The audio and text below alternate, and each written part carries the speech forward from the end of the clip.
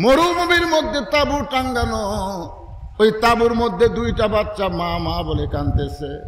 আর মা বলতেছে গোস্ত সিদ্ধ হলেই তোমাদের খাবার দেব, গোস্ত সিদ্ধ হলেই তোমাদের খাবার দেব। ওমর ফারুক চিন্তায় পড়ে গেলেন, দুম্বার গোস্ত হলে 8 ঘন্টা লাগবে, উটের গোস্ত হলে বড় জোর 1 ঘন্টা লাগতে পারে, কিন্তু এত গভীর রাত হয়ে গেল, এখন পর্যন্ত গোস্ত সিদ্ধ হয় না। এই মেয়েটা মনে হয় মদিনার কোনো মেয়ে না। ওমর ফারুক তাঁবুর নিকটে গিয়ে বললেন, মা তুমি কেমন মা? তোমার 2টা সন্তান ক্ষুধার জ্বালায় বারবার কান্দে, আর তুমি বলতেছে গোস্ত সিদ্ধ হলে খাবার দিবা, এখন পর্যন্ত তোমার গোস্ত সিদ্ধ হয় না। মেয়েটা বলে, পথিক আমার বাড়ি হলো ইয়ামিন দেশে, আমি শুনতে পাইছি মদিনার খলিফা ওমর অত্যন্ত ভালো মানুষ, আমার 2টা এতিম বাচ্চাকে নিয়ে বিকালবেলা ওমরের দরবারে যাওয়ার চাইছিলাম, কিন্তু এত মানুষের ভিড়, আমি ওমরের দরবারে আমার এতিমদের নিয়ে যাওয়ার পারি নাই। আগামীকাল নিয়ে যাব এই বিশ্বাস করে মরুভূমির মধ্যে তাঁবু টাঙ্গায়া আমার 2টা বাচ্চাকে বুকের মধ্যে নিয়ে আমি ঘুমাবার চাই, কিন্তু আমার 2টা বাচ্চা ক্ষুধার জ্বালায় বারবার যখন কান্দে, আমি তখন মা কি করব? পাতিলে পানি আর পাথর দিয়ে নিচে আগুন জ্বলায় বলতেছি, বাবা এই গোস্ত সিদ্ধ হলেই তোমাদের খাবার দেব। আমার সন্তানরা শুনতে শুনতে সান্ত্বনায় যদি ঘুমায় যায়, কিন্তু তাদের পেটে এত খিদা, আমার 2টা বাচ্চা ঘুমায় না, বারবার খাবার জন্য কান্দে। প্রতিক্রিয়া আমার মনে হয় আমার 2টা সন্তান আর বাঁচবে না। ওমর ফারুক বললেন, মা তুমি একটু ধৈর্য ধরো মা, তুমি আসল জায়গায় যান বিচার দিও না, তুমি একটু ধৈর্য ধরো, তোমার 2টা সন্তানকে কোলের মধ্যে নিয়ে একটু ধৈর্য ধরো মা। ওমর ফারুক 1 দৌড় দিলেন, অর্ধ পৃথিবীর খলিফা, আত্তাকুল্লাহ হাক্কা তুকাতিহি, আল্লাহর ভয়ে 1 দৌড় দিলেন, বাইতুল মালের দরজায় গিয়ে বলে, আসলাম রে আটার বস্তা আমার মাথায় উঠায় দে, আসলাম রে আটার বস্তা আমার মাথায় উঠায় দে। আসলাম বলে, আমিরুল মুমিনিন কোথায় নিয়ে যাওয়া লাগবে আমার হুকুম দেন, আমি বস্তা পৌঁছে দিব। ওমর ফারুক বলে, আসলাম রে একজনের পাপের বোঝা আর একজন মাথায় নেবার পারে না, যে আমার মাথায় খাবার বস্তা উঠায় দে। আসলাম যখন ওমর ফারুকের মাথায় খাবার বস্তা উঠায় দেয়, ওমর ফারুক বস্তা মাথায় নিয়ে, অর্ধ পৃথিবীর খলিফা বস্তা মাথায় নিয়ে জোরে জোরে দৌড়াই, জোরে জোরে দৌড়াই। আসলাম বলে, আমিরুল মুমিনিন এত জোরে দৌড় মারলে পড়ে আপনার কষ্ট হবে, আপনার কষ্ট হবে। ওমর ফারুক বলে, আসলাম রে সময় মতো যদি যাবার না পারি, তাহলে জাহান্নামের আগুনে ওমরকে আল্লাহ পুড়িয়ে ফেলবে। 1 দৌড়ে তাঁবুর কাছে গিয়ে বললেন, মা মা রুটি তৈরি করো, হালুয়া তৈরি করো। মা রুটি হালুয়া তৈরি করে যখন ওমরের হাতে দেয়, ওমর ক্ষুধার্ত 2টা সন্তানকে 2 উরাতের উপরে বসাইয়া রুটি হালুয়া যখন মুখে দেয়, বাচ্চা 2টা খায়, আর ওমরের দিকে তাকায় দেখে গাল বয়ে বয়ে পানি পড়তেছে। ওই বাচ্চা 2টা চোখের পানি মুছে দিয়ে বলে, কে গো তুমি, কে গো? আমাদের বাবা নাই, আমরা এতিম, আমরা কোনোদিন বাবার দরদ বুঝি নাই, আজকে তুমি নিজের হাতে আমাদের রুটি হালুয়া খাও, আবার তোমার চোখ দিয়ে দর দর করে পানি পড়তেছে, তুমি কে গো, তোমার পরিচয় কি? ওমর ফারুক 2 হাত তুলে বলতেছে, আল্লাহ এই অধমকে জাহান্নামের আগুন থেকে তুমি বাঁচায় দাও। পর্দার ভিতর থেকে মেয়েটা বলে, পথিক ভালো মানুষের গল্প শুনেছি, কিন্তু মানুষ এত ভালো হয় আজকে নিজের চোখে দেখলাম।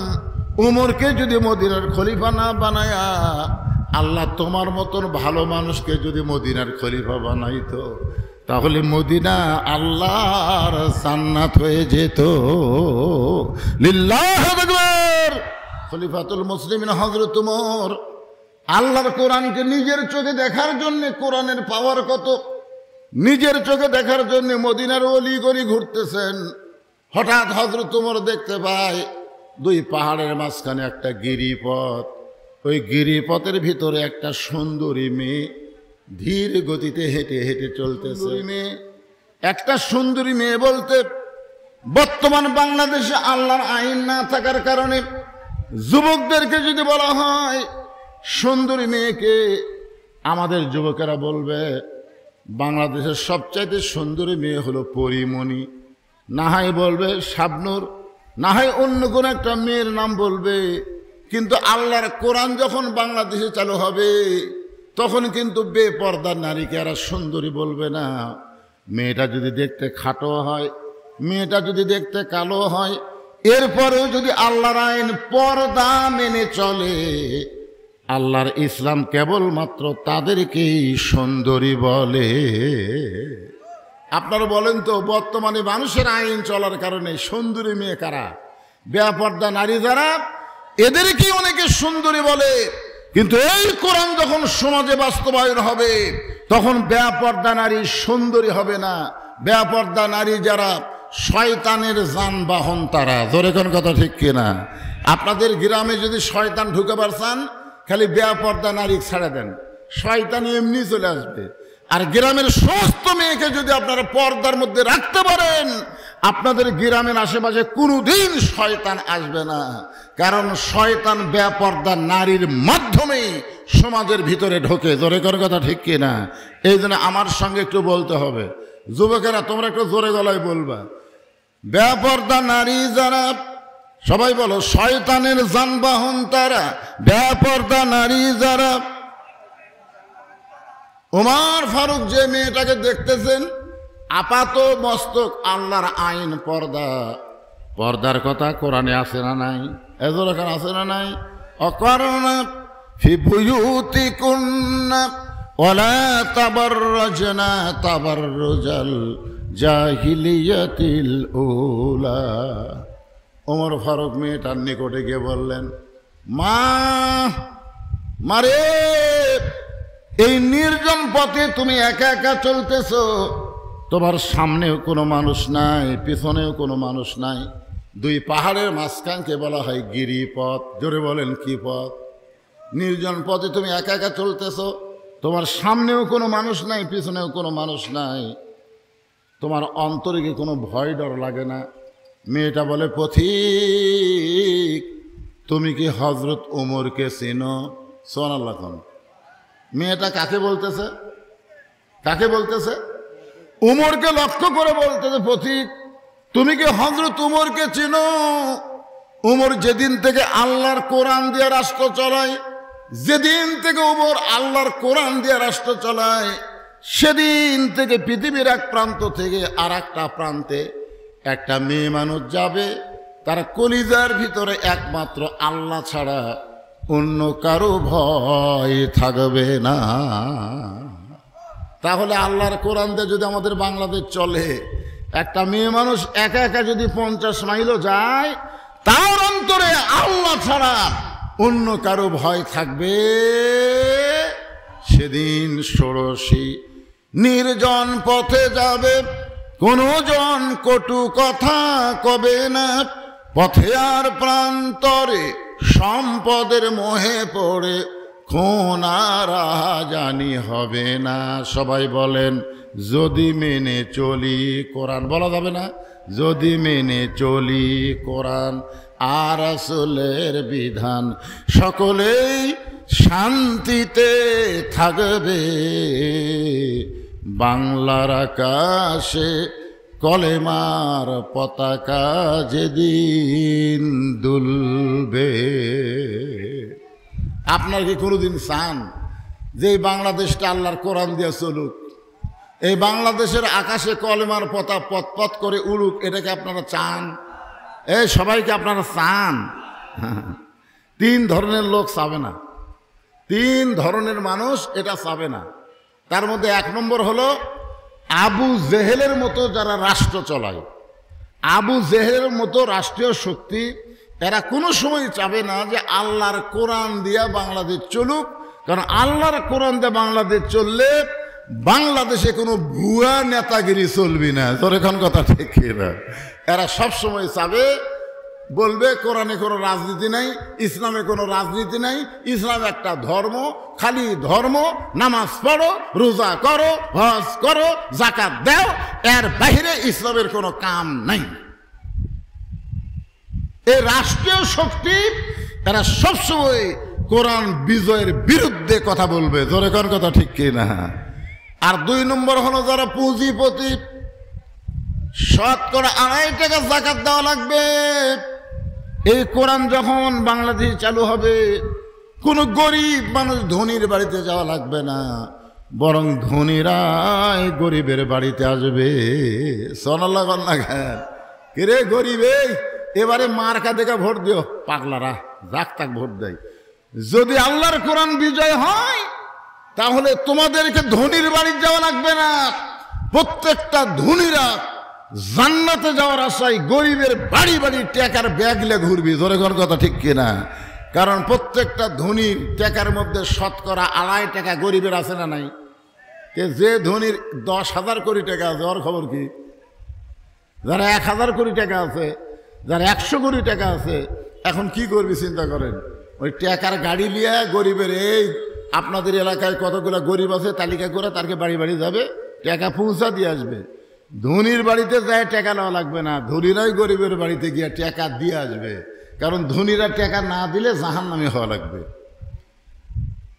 এই পুঁজিপতি যারা চিন্তা করে 100 কোটি টাকার মধ্যে 2.5 কোটি টাকা যাকাত দেওয়া লাগবে, এত টাকা যাকাত দেওয়া লাগবে কোরআন যদি আইন চালু হয়, এজন্য যারা পুঁজিপতি তারা কোরআন বিজয়ের বিরুদ্ধে আন্দোলন করবে, জোরে কোন কথা ঠিক কি না? 3 নম্বর হলো ধর্ম নিয়ে যারা ব্যবসা করে খায়।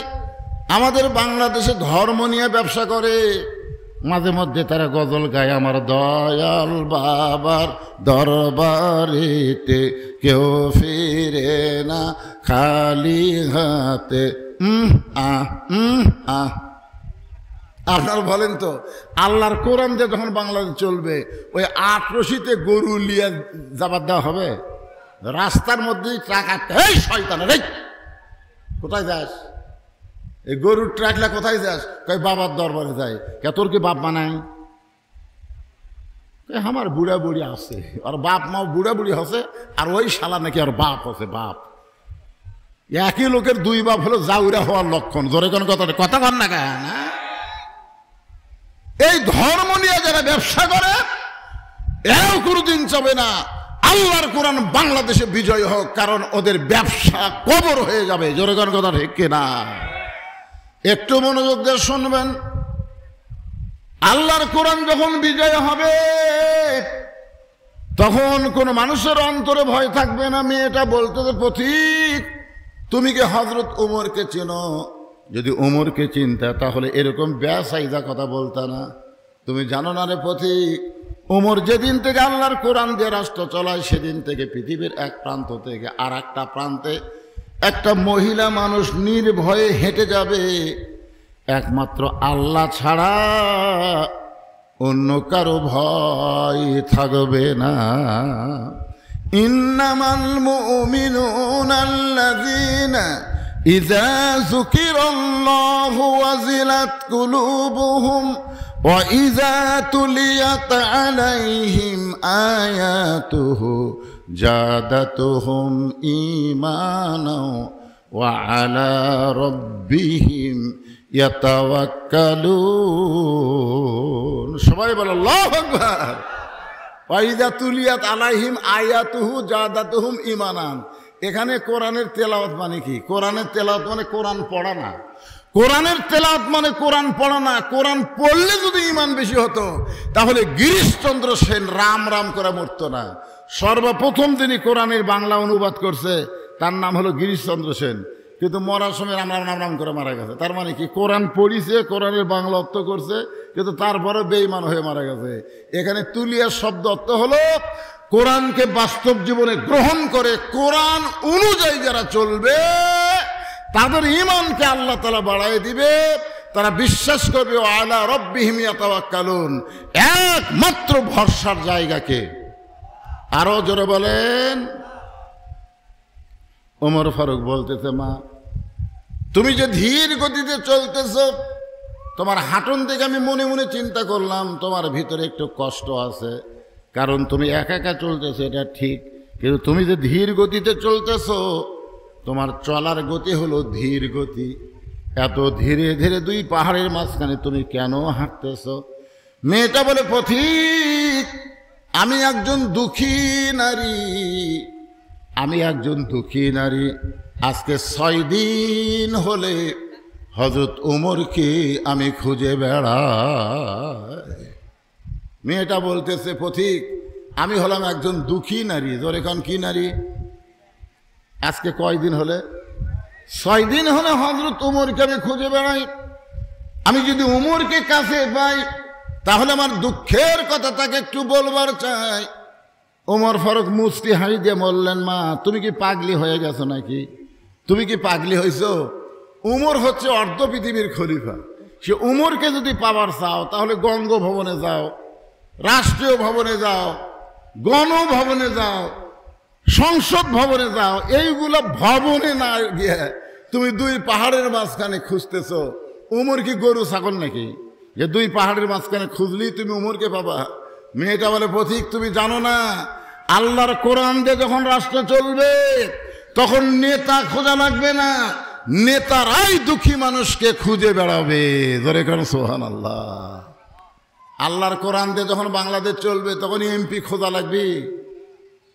আমাদের বাংলাদেশে অনেক লোক আছে, বলবে গরিবের বন্ধু, সমাজসেবক, জনদরদি, এই কইয়া ভোটটা নিবি।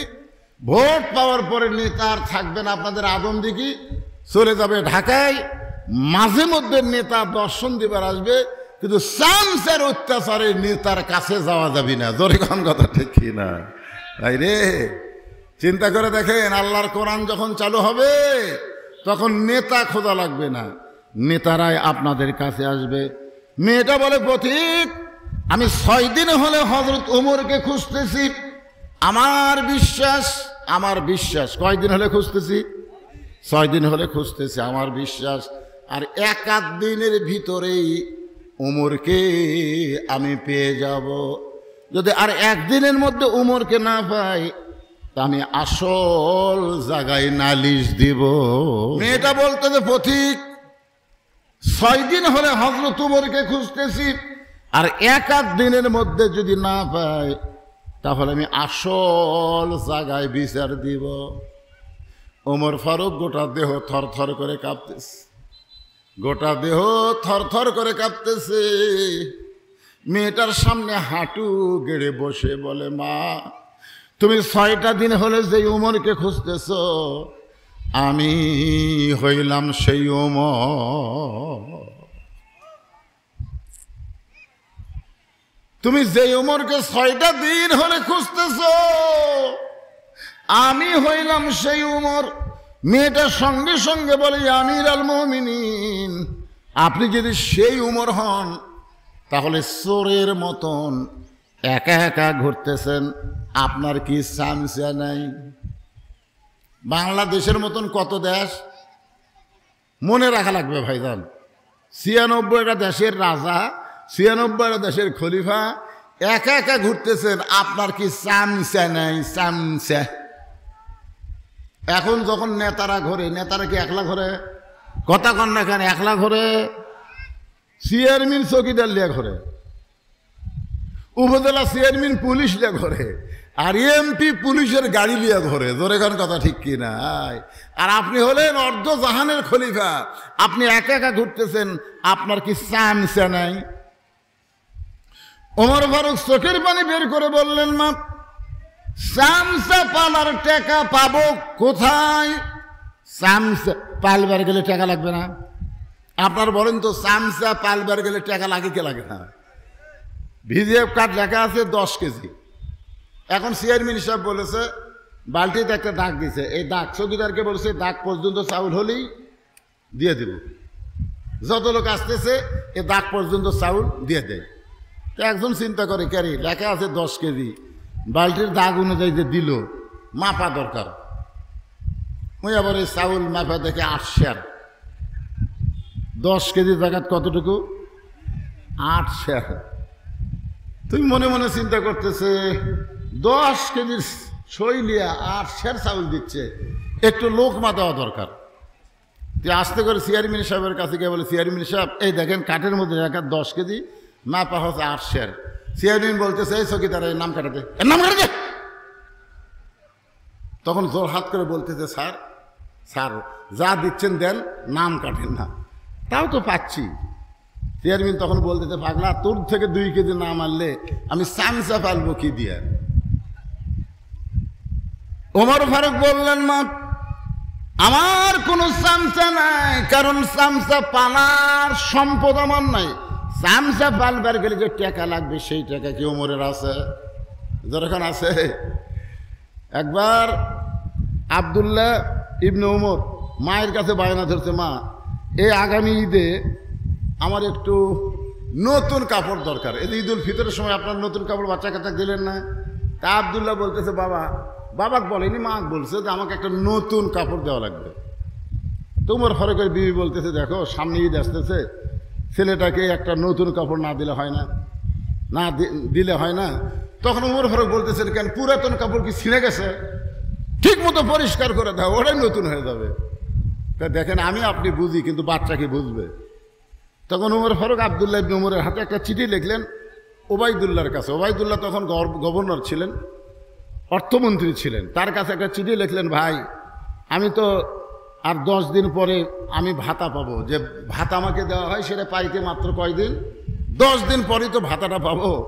সেই ভাতা থেকে একটা দেরহাম আমার এই আব্দুল্লাহর হাতে তুমি দিয়ে দিও, তাকে একটা নতুন কাপড় কিনে দিবার চাই। তো ওবায়দুল্লাহ এটা দেখার পরে বলতেছে, আব্দুল্লাহ তোমাকে আমার 1 দেরহাম দিতে কোনো সমস্যা নাই, কিন্তু তোমার বাবা বেতন পাওয়া পর্যন্ত বাঁচবে কিনা তার গ্যারান্টি দেওয়া লাগবে। আমি 1 সপ্তাহ পর যে বেতন পাবি, ওই বেতন পাওয়া পর্যন্ত বাঁচবে কিনা তার গ্যারান্টি যদি দেয়, তোমার টাকা দিতে আমার কোনো সমস্যা নাই। ওমর ফারুকের কাছে খবর দেওয়া হলো। ওমর ফারুক বললেন, না 1 সপ্তাহ কেন, 1 দিন বাঁচার গ্যারান্টি কোনো মানুষ দিবার পারবে না। জোরে বলেন কথা ঠিক কিনা? এই কেমন তাকওয়া! আল্লাহর কোরআন যখন চলবে, নেতারা কেমন হবে দেখেন। জুমার দিনে হযরত ওমর মসজিদের মেম্বরে দাঁড়ায় খুতবা দিচ্ছেন, জুমার দিনে খুতবা দিচ্ছেন, চামচা ফেলবেন কি দিয়ে? মাঝখান থেকে একজন সাহাবী দাঁড়িয়ে বলতেছি, আমিরুল মুমিনিন আপনার খুতবা আমরা শুনবো না। ওমর ফারুক বললেন, আমার অপরাধ কি? বলে, আপনার অপরাধ হলো আমাদেরকে খাটো পাঞ্জাবি দিয়ে আপনি লম্বা জুব্বা পরে খুতবা দিচ্ছেন। আমাদেরকে আপনি খাটো দিবেন আর আপনি লম্বা জুব্বা পরে খুতবা দিবেন। এই লম্বা জুব্বা কোথায় পাইলেন? এটা যতক্ষণ না বলবেন ততক্ষণ পর্যন্ত আপনার খুতবা আমরা শুনব না। ওমর ফারুকের চোখটা পানি পড়তেছে আর মুখ দিয়ে মুচকি মুচকি হাসি আসতেছে। চোখের পানি পড়ার কারণ হলো, যতদিন পর্যন্ত নেতাকে লোকমা দেওয়ার মুসল্লি থাকবে, নেতাকে লোকমা দেওয়ার মতন মানুষ থাকবে, ততদিন পর্যন্ত নেতা স্বৈরাচারী হবার পারবে। কতক্ষণ পারবে? মসজিদের ইমামে পিছনে লোকমা আছে বলে কিন্তু ইমাম ইচ্ছা মতো নামাজ পড়াবার পারতেছে না। এমন সময় আব্দুল্লাহ ইবনে ওমর বাবার পাশে দাঁড়িয়ে চোখের পানি নিয়ে বলতেছে, রে নবীর সাহাবীরা, আমার বাবার লম্বা জুব্বা দেখে তোমরা খুতবা বন্ধ করে দিলে, কিন্তু তোমরা নতুন কাপড়, খাটো হলেও তো তোমরা নতুন কাপড় পরেছ। তোমাদের পাঞ্জাবি খাটো, আমার বাবার জুব্বা লম্বা। তাকায় দেখো আমার পরনে নতুন কোনো কাপড় নাই। ওসমান গনি বলে, আব্দুল্লাহ আজকে জুমার দিনে সবাই নতুন কাপড় পরেছে, আর তুমি পুরাতন কাপড় পরে কেন নামাজ পড়তে আসলে? আব্দুল্লাহ বলতেছে, আমি যদি আজকে নতুন কাপড় পরতাম তাহলে আমার বাবার জুব্বা লম্বা হতো না।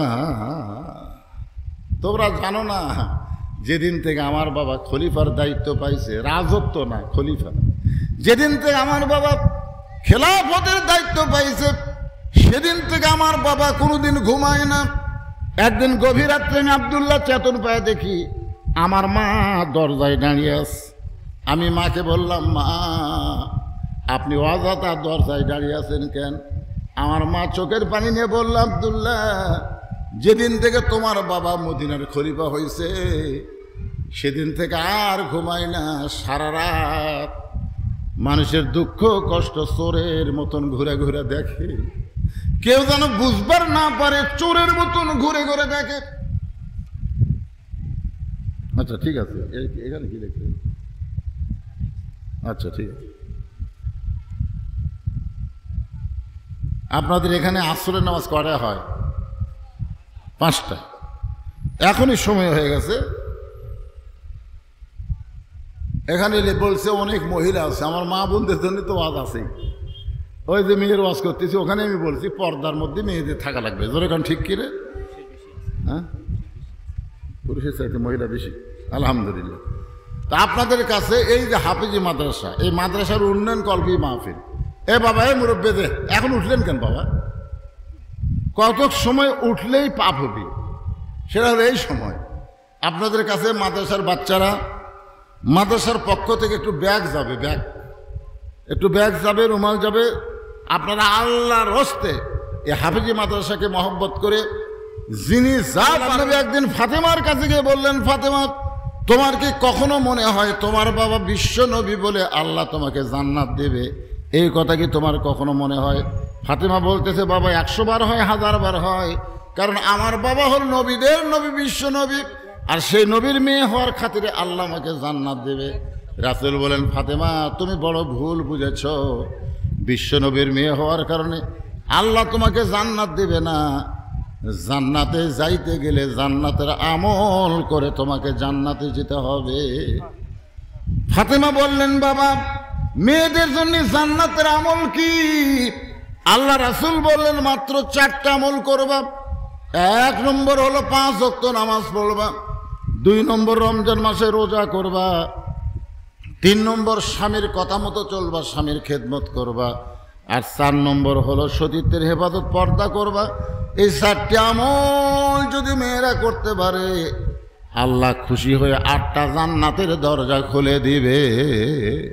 আমার মায়েদের বলতেছি, মা, ও মা, পর্দা আল্লাহর আইন মা। পর্দা যদি না থাকে, আপনার একটা ইবাদত আল্লাহর দরবারে কবুল হবে না। পুরুষের জন্য 1 নম্বর হচ্ছে নামাজ, আর নারীদের জন্য 1 নম্বর হলো পর্দা। পুরুষ যদি নামাজ না পড়ে, আর কোনো ইবাদত আল্লাহর দরবারে কবুল হবে না। কারণ আল্লাহ রাসূল বলেছে, লা সালাতা লা ঈমান, যার নামাজ নাই তার ঈমানই নেই, তার কিসের হজ, কিসের রোজা? আমার এলাকার অনেক মানুষ আছে, রোজা থাকতে আমার কষ্ট হয় না হুজুর, কিন্তু নামাজই তো। আপনারা বলেন তো, রোজার কষ্ট বেশি না নামাজের কষ্ট বেশি? এ কথা কন না কেন? তা আর সেই রোজা থাকে, নামাজ পড়ে না, এরকম কতগুলো বেয়াসাইজা লোক আছে। ওই দিক দিয়ে আসেন কেন ভাই? আপনি ওই দিক দিয়ে, ওই ভিড়ের মধ্যে আসেন কেন?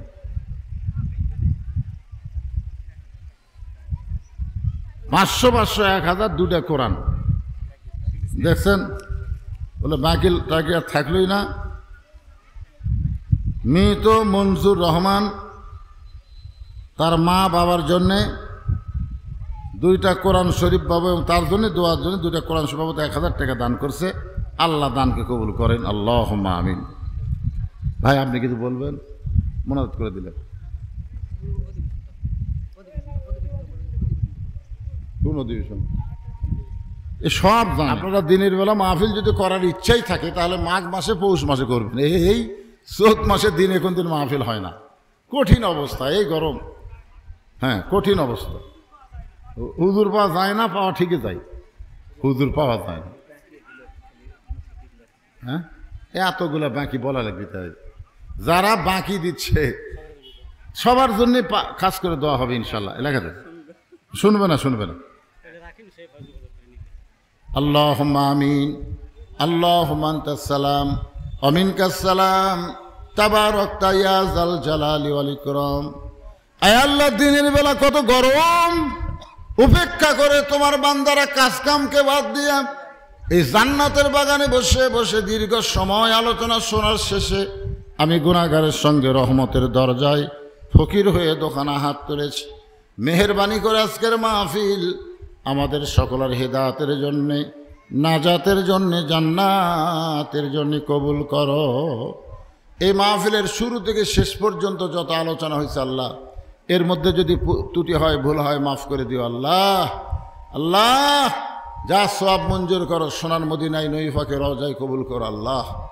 তামাম আম্বিয়াই কেরাম, আসহাবে কেরাম, তাবিনী কেরাম, তাবা তাবিনী কেরাম, তামাম পৃথিবীর মাটির নিচে যত মুমিন মুমিনা শুয়ে আছে আল্লাহ, সকল আর ওয়া পরে কবুল করো আল্লাহ। ফিলিস্তিন মুসলমানের প্রতি হেফাজত রহম করো আল্লাহ। আজকে হাজার হাজার লক্ষ লক্ষ গাজাবাসীকে তারা মাটির তলে আল্লাহ বোম্বিং করে শেষ করে দিল, বাড়িঘর সব চলে গেল আল্লাহ। আমাদের দোয়া করা ছাড়া কিছুই নাই আল্লাহ, তুমি সব দেখতেছো আল্লাহ। পৃথিবীর মানচিত্র থেকে ইসরায়েলকে আল্লাহ তুমি ধ্বংস করে দাও, ইহুদি জাতকে তুমি ধ্বংস করে দাও আল্লাহ। আল্লাহ আমার বাংলাদেশের প্রতি রহম করো আল্লাহ। আল্লাহ আমার মা বোনেরা পর্দার অন্তরালে বসে আলোচনা শুনেছে, আবিদা সালিহা পদ্মানজি কবুল করে, মা ফাতেমার চরিত্র দান করো। আমি অসুস্থ, আমার মতো অসুস্থ যারা আছে সুস্থতার নিয়ামত দান করো। লিটন সাজু রহিমের জন্য দোয়া চাইছে আল্লাহ, তাদের জন্য দোয়া করি আল্লাহ কবুল করেন।